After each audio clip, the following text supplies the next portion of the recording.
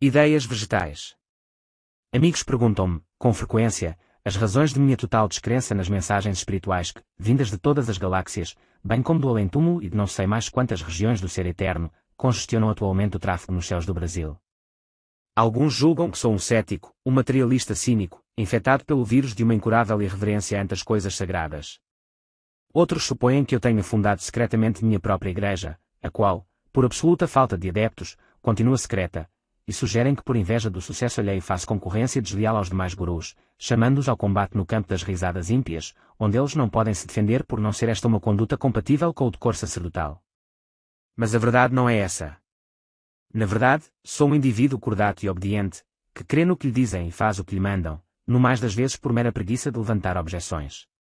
Não que me julgue por isto um perfeito imbecil. Pois, se Descartes entrou para a história como um sujeito esperto que se esquivava do engano pela prática do Diómedes do Bitandi, Leibniz, por seu lado, declarava: devo admitir que concordo com tudo quanto leio, e não consta que tivesse sido feito de trouxa por ninguém. Se Deus deu malícia aos suspicazes, não deixou os crédulos totalmente sem defesa. A credulidade mesma, quando praticada a sério e integralmente, é a melhor defesa. Basta que você, ao crer no que alguém lhe diz, creia também nas consequências, que ele provavelmente não disse. Se estas consequências forem absurdas, a absurdidade delas logo saltará aos olhos, sem que você tenha tido o trabalho de procurá-la como faria Descartes. Do mesmo modo, quando você recebe uma ordem, basta segui-la à risca, de modo que os danos decorrentes não possam ser explicados como resultados acidentais de uma execução infiel, e sim como consequências inevitáveis de uma ordem intrinsecamente absurda. Assim você se livrará, ao mesmo tempo, dos enganos a que sujeitos mal intencionados procuram induzi-lo, e do incomodo esforço da dúvida sistemática, que acabou por transformar Descartes num bilioso ranheta. Você conservará o bom humor do velho Leibniz, que nunca ficou de mal com ninguém nem se deixou enganar por ninguém. Para aplicar este método à leitura dos jornais, basta acreditar minuciosamente em tudo quanto eles dizem, para logo verificar que isto leva a consequências extravagantes e inacreditáveis. Eis aqui um exemplo, para ilustração dos cérebros juvenis. Para tirar todas as dúvidas quanto à ajuda que o consumo de determinadas drogas vegetais pode trazer ao incremento das faculdades intelectuais humanas, nada melhor que ouvir o testemunho de alguém que tenha recebido pessoalmente esse benefício. O depoimento será tanto mais significativo se provia de um homem culto, inteligente por natureza, que tenha se tornado ainda mais lúcido e sagaz por efeito das referidas substâncias. Felizmente para os leitores, esse depoimento existe. Um Sr. Armando Dó de Oliveira, cientista político detentor de uma razoável quantidade de diplomas, inclusive alguns de prestigiosas universidades estrangeiras, compareceu há algum tempo atrás na página editorial do Jornal do Brasil para dar-nos ciência de uma importante contribuição para a humanidade do século XXI, o Santo Daime.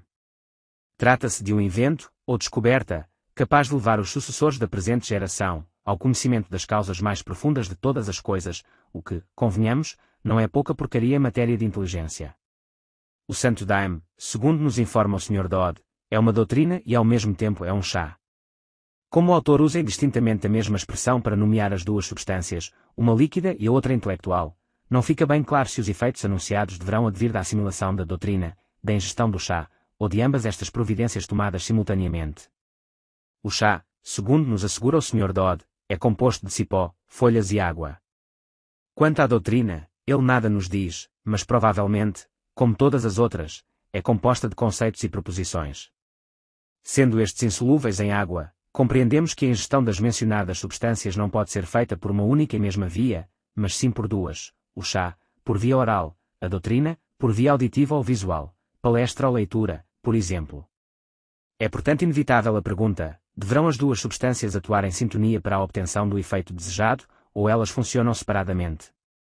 Se o chá possui em si, pelas suas virtudes farmacológicas intrínsecas, o poder de desencadear efeitos benéficos sobre a mente humana, então não há necessidade da doutrina. Qualquer pessoa, ignorante dela, e mesmo ignorante de tudo mais, pode ter acesso ao conhecimento das causas profundas de todas as coisas, bastando que compre numa farmácia o cipó e as folhas, sem necessitar de proposições ou conceitos de espécie alguma.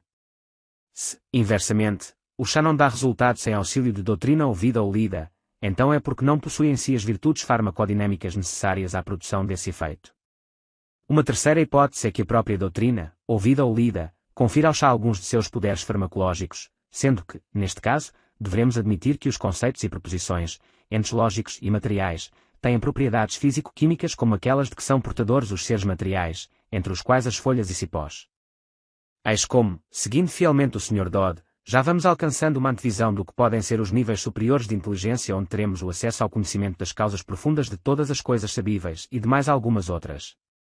Mas, se volto agora ao texto do Sr. Dodd para novos esclarecimentos, verifico que a indistinção entre seres ideais e vegetais, a que cheguei no meu empenho de compreender o seu artigo, já estava lá desde o começo, pois o Sr. Dodd afirma que a doutrina, notem bem, a doutrina, e não somente o chá, é uma riqueza natural da Amazônia. Percebo então que as propriedades químicas da doutrina, tão parecidas com as dos vegetais, se explicam pelo fato de ela brotar das árvores, e não da mente, de vez que neste caso ela não seria uma riqueza natural, e sim cultural.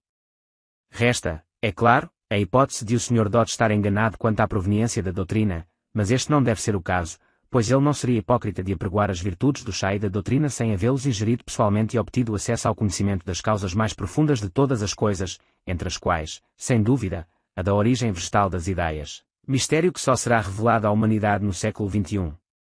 Os adeptos da doutrina e bebedores do chá, ou adeptos do chá e bebedores da doutrina, que agora já não sei mais o que é o quê, podem julgar que, se chego a tais confusões, é porque me deixei iludir por diferenças meramente aparentes, acreditando na materialidade do chá e na idealidade das ideias, sem perceber que se trata apenas de manifestações externas, ilusoriamente diversas entre si, de um só e mesmo ser, o chá-ideia ou ideia-chá, coerido no reino das essências por um nexo transcendente.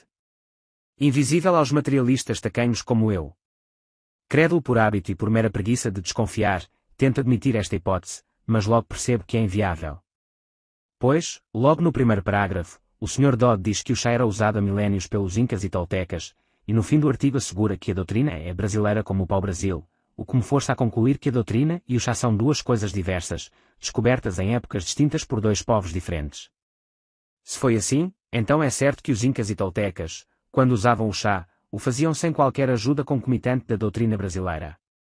Neste caso, cabe perguntar, com os incas e toltecas, o chá sem doutrina funcionava ou não?